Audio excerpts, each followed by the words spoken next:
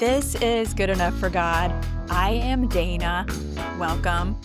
Kind of funny, but a few years ago, I asked the Lord to give me a new name.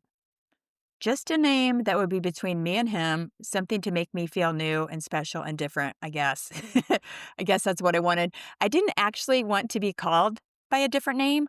I just wanted Him to give me a name. It would be just between He and I. So I asked the Lord this. I think what gave me the idea was a good friend of mine. Her name is Rebecca. She had some significant ministry time and was told, hey, you should start going by your full name from now on. You should go by Rebecca instead of Becky. And it was almost like this was a reinvention of her. I don't know. I remember thinking it was pretty cool. And I remember also struggling with remembering to call her Rebecca instead of Becky. You know, it's hard to call somebody by a different name after they've been going by their name for so long, but I've since mastered calling Becky Rebecca.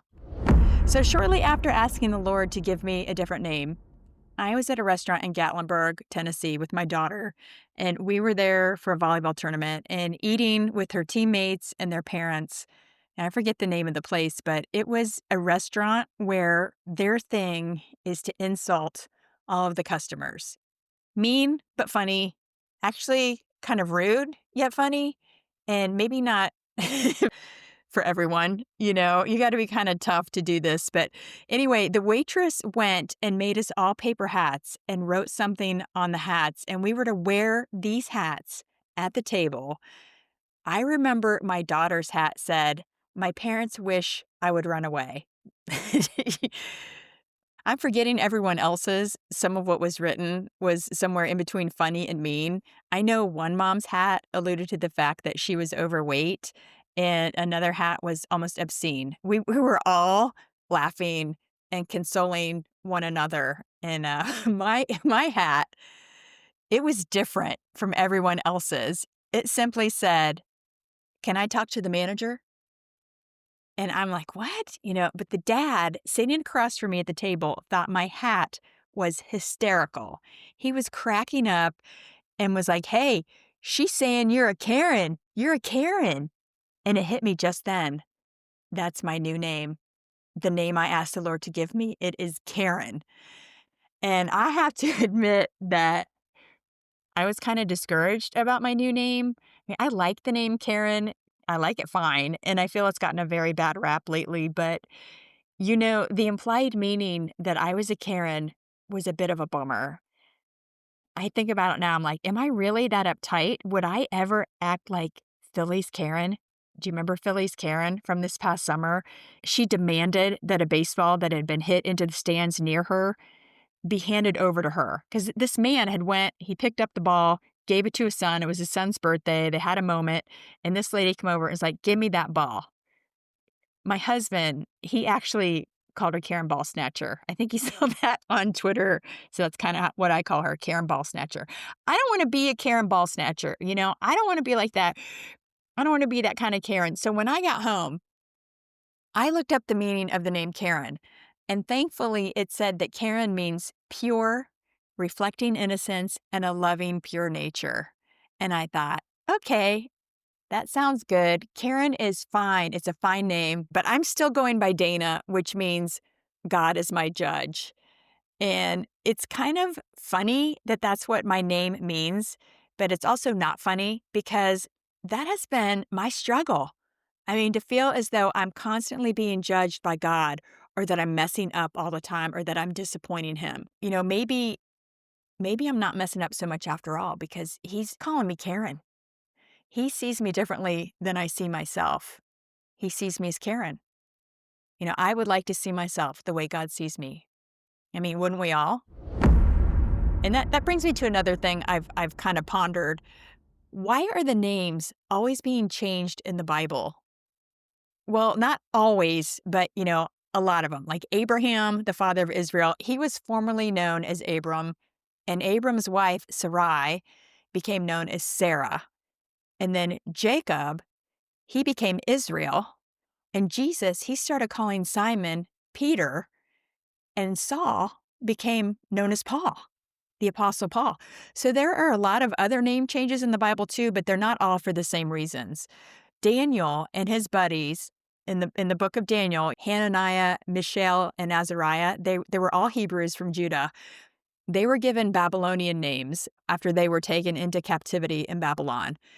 So I looked this up on, my Brave browser, and AI said that, sometimes names were changed to reflect spiritual transformation or new missions.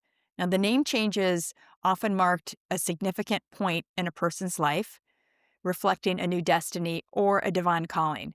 In the Bible, it doesn't say why Daniel and his friends were given new names, but it seemed to have to do with kind of erasing who they were before and making sure that they were assimilating into a new culture.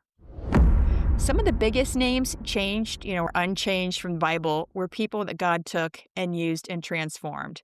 And these are people, they were not perfect, and God chose them. He chose them full well knowing what they were going to be like. He used them and he transformed them. In Genesis 25:3, there's the story of Jacob and Esau. They're twins who were born to Isaac and Rebekah. And the Bible records that God chose Jacob over Esau before they were born, and that this established his sovereign or supreme permanent authority in the matter.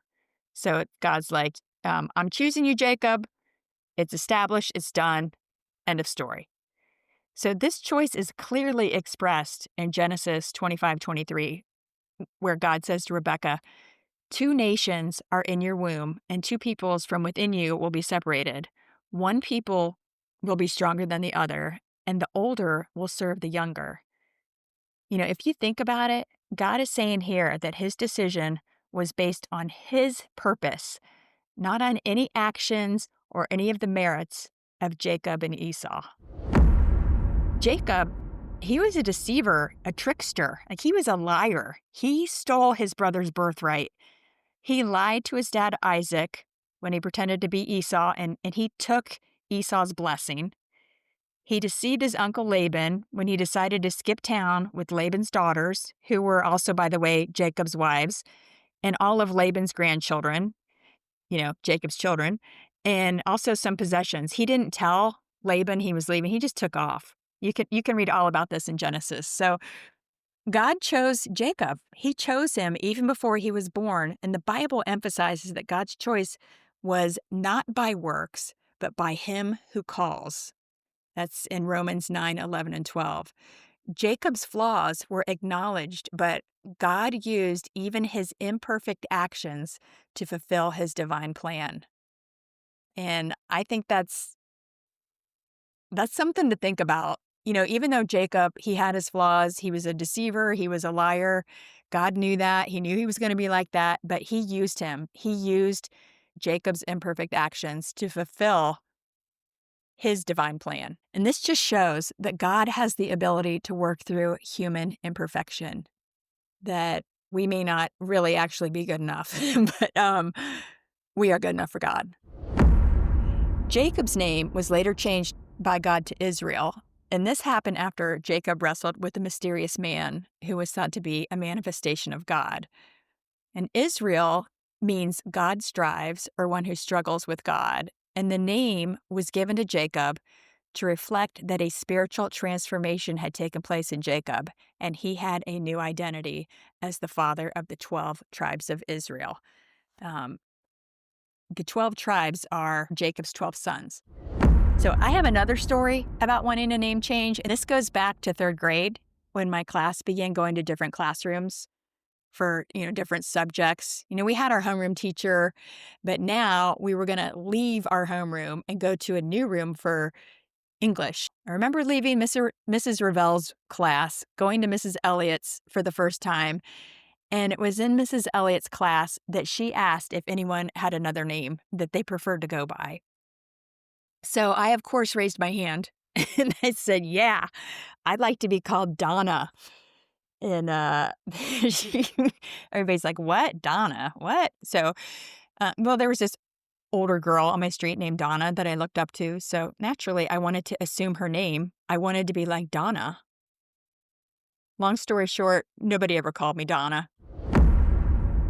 The Apostle Paul, who wrote a good chunk of the New Testament in the Bible, was a Pharisee who originally went by the name Saul. You can read all about Saul's conversion in Acts 9, but I'll give it to you in a nutshell. In Galatians, Paul himself says, I think it's Galatians 1:13 through 16.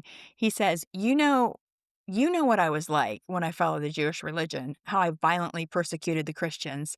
I did my best to get rid of them. I was one of the most religious Jews of my own age. And I tried as hard as possible to follow all the old traditions of my religion. But then something happened.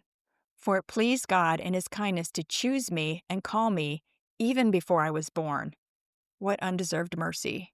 Then he revealed his son to me so that I could proclaim the good news about Jesus to the Gentiles. So, a little more detail on what, transpired with Paul. He was blinded by a light on his way to round up and persecute some more Christians. He's going to Damascus when he heard the voice of Jesus, who asked, Saul, why are you persecuting my people? Then he was told to go into town where he would remain blind for 3 days. The Lord then, he spoke to Ananias. Ananias was just a regular guy in Damascus. He was a believer. And he told Ananias to find Saul and to lay hands on him, pray so that Saul would be able to see again. And Ananias was like, Lord, I've heard about this Saul guy and he is bad news. Like, are you crazy? You want me to do this? And the Lord was like, yes. In Acts 9:15, he says, go and do what I say. For Paul is my chosen instrument to take my message to the Gentiles and to kings, as well as the people of Israel. Long story short, this all happened. Saul had the scales removed from his eyes, and from that moment on, he could see, and he was totally converted and on board with the Lord. God's purpose for Saul was to let the Gentiles, the non-Jewish people, know that Jesus and the good news was for them too. And I didn't realize this until doing some research, but Paul chose to start going by the name Paul on his own. God didn't actually give him a name change. His name had always been Saul or Paul. So Saul was his Jewish name, and then Paul was his Roman name. So he usually went by Saul, because he was a Pharisee there in Jerusalem. And it's not that Saul decided to go by Paul, his Roman name, from that point on because it would be more relatable to the Roman citizens, the Gentiles that he was sent to preach the gospel to. And like Jacob, God chose Paul before he was born. God chooses whom he wants. It doesn't really matter what we think of his choices. That is so true. I Well, I kind of hesitate to tell this story because I know it's a hot button, but back in 2016, I went and registered to vote. Or I registered so I could vote in the primary, elections for the president because I wasn't thrilled about Hillary Clinton or Donald Trump being the choices. So I went and I registered and I voted in the primary for John Kasich, who was the governor of Ohio at the time. And John Kasich did end up getting the nomination for president in Ohio. But, Donald Trump is the one who got the full nomination in the Republican Party. But I was so upset when that happened. And I was like, God, I'm like, what? Lord, what is going on? Why did you allow this? Why is Donald Trump the man? And I heard him say, it wasn't an audible voice, but it was in my head. I heard the Lord say, he's my choice. I was like, okay, he's your choice. It doesn't matter what I think. And I will tell you from that point forward, Donald Trump was my choice too. Like, that's his choice. Okay, I'm going to trust you. I'm on board. Now, when I got married, I was so excited to change my last name. My maiden name was Green, and it's a fine name. I don't hate it on anyone else, but with my first name, Dayna, I didn't think it sounded good together. Plus, a lot of my friends called me Dane. Dane Green. It sounds too much like gangrene. I think sounds like a disease. I think I also wanted to leave that name and some of myself behind and start new. And that's what God was doing with these people. He was transforming them so much that he just had to give them a new name, or they wanted a new name. I think I desired this transformation, and sometimes a new name is just kind of like the icing on the cake. It makes a statement. I'm glad that I liked my husband's last name, Richards, because oftentimes I'll hear someone's last name and I'll think, man, they must have really loved that guy a lot to be willing to take that last name. And I know that sounds awful, but I'm just being honest. I mean, okay. So, would you marry a guy with the last name Frankenstein? Or and maybe you would marry him, but would you take his name? Would you take that for last name, Frankenstein? How about a guy named Harold Butts? My mom, she worked for a man named Harold who went by Harry. So he was Harry Butts. And his wife, when she married him, became Rosie Butts. And I remember my mom, she told me that story more than once. And I just remember thinking, you must really love someone to take a name change like that. And I think too that God must really love those whom he decides to give a new name to. You know, if you aren't really willing to change your name, which honestly, I mean, yeah, I changed my last name, but I don't want to go by Karen. I want to go by Dayna, the name my mom and dad gave me. And I like how my mom spelled it, Dayna. Like, I don't want to get rid of that. That's who I am. You don't have to change your name. There's always the option of changing the lens through which you see yourself or the lens through which you see others. I've actually been praying for this. I'm like, Lord, please let me see myself the way you see me. And please help me to see others the way you see them. Just give me an adjustment in that department. You know, I think I'm on my way, but I'm not all the way there yet. There is a glimmer of hope. I will share this story. My husband and I were on our way to church last Sunday. We're in the car, and I said, I wonder if that guy is going to be at church again today. And my husband was like, sweetie, just let it go. And he knows me pretty well. So anyway, the guy that I'm referring to, he's the guy who's the only one in church who's exclaiming, preach it, pastor. Amen. Good message. Yes, etc. over the course of the pastor's entire message. And at this church, no one ever does that. There are churches that are more charismatic and vocal. And, you know, this church is not the kind of church. The biggest thing we do is we raise our hands in worship, you know. But anyway, our pastor, he doesn't seem to mind because he never even bats an eye about it. He just keeps going. But I can see all these other people turning and looking at each other every time this guy blurts out in church. And I imagine they are thinking exactly what I'm thinking, and that is, stop it. Just stop. I was so distracted by this guy the first time it happened that I couldn't focus on the message being given. And I was worried it was going to happen again. I'm like, oh my gosh, I'm going to have to go to the early service now because if I go at 10, that guy's going to be there. But at 8 is so early. And anyway, and my husband won't go to the late service. So anyway, and I like the church. So anyway, the guy was there again, and he was sitting a few rows in front of us, and yes, he was doing it again, and this time the Lord gave me a lens change. It had to be God because I started to like it. I liked this man's enthusiasm for the Lord, and I liked how he was just letting the pastor know, hey, this is good, what you're saying.